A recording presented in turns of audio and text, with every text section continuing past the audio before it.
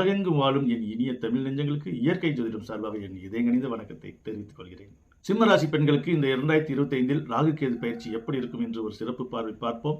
அதற்கு முன் இவர்களுடைய சிறப்பான குணங்களையும் ஒரு சிலவற்றை பார்ப்போம். சிம்மம் என்றாலே அந்த பெயருக்கே ஒரு காந்தம் உள்ளது.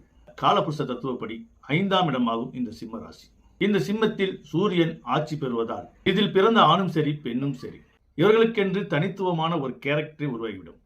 எந்த இடத்தில் நின்னாலும் கௌரவமாக கையை பின் கட்டி கொண்டு அல்லது கையை ஸ்டைலா வைத்துக் கொண்டுதான் நிற்பார்களே தவிர எங்கேயும் தலைவணங்கி கை கட்டி நிற்க மாட்டார்கள். இதில் பிறந்த பெண்கள் சிறு வயதில் கொஞ்சம் விளையாட்டுத்தனமாக இருக்கலாம், மற்றவர்களை சார்ந்து வாழலாம். இந்த சிம்மத்தில் பிறந்த பெண்கள் அதீத அன்பு கொண்டவர்கள்.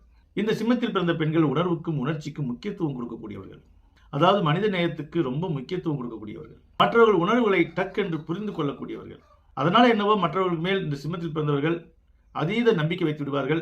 எதையும் நேசிக்கும் தன்மை கொண்டவர்கள். நேசிப்பு தன்மையே இவர்களுடைய பின் வாழ்க்கையில் மிகப்பெரிய ஒரு பிரச்சனையை ஏற்படுத்தும்.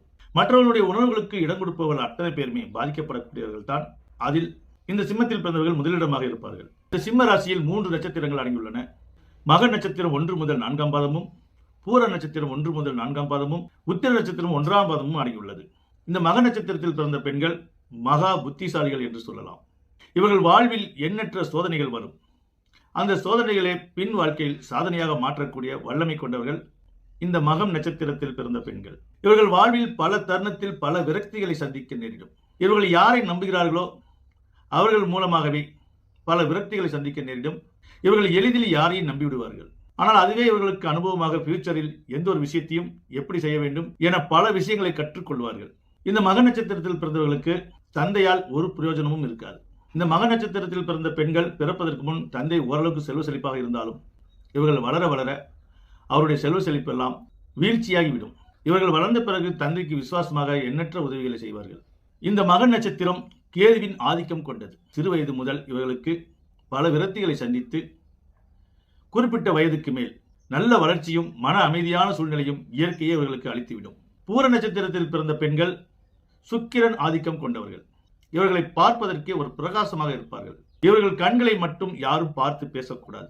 ஏனென்றால் இவர்கள் கண்கள் காந்த சொரூப கண்கள். இந்த பூர நட்சத்திரத்தில் பிறந்த பெண்களுக்கு பிறப்பதற்கு முன் தந்தை ஏழையாக இருந்தாலும் இவர்கள் வளர வளர இவர்களுடைய குடும்பமும் வளர்ச்சியடையும். அதேபோல் புகுந்த வீடும் இவர்கள் காலடி எடுத்து வைத்தவுடன் நல்ல வளர்ச்சி பெறும். இவர்கள் எவ்வளவுதான் ஆடம்பரத்தை விரும்பினாலும் மற்றவர்களையும் மதிக்க தெரிந்தவர்கள். தன்னை போல பிறரையும் எண்ணக்கூடிய பெண்மணியாக விளங்குவார்கள். யாருக்கும் எந்த உதவியையும் எந்த நேரத்திலும் மனம் முன் வந்து செய்வார்கள். இவர்கள் குறிப்பிட்ட வயது வரை ஆடம்பரத்தை ரொம்ப நேசிப்பார்கள். ஆடம்பரத்தை நேசித்தாலும்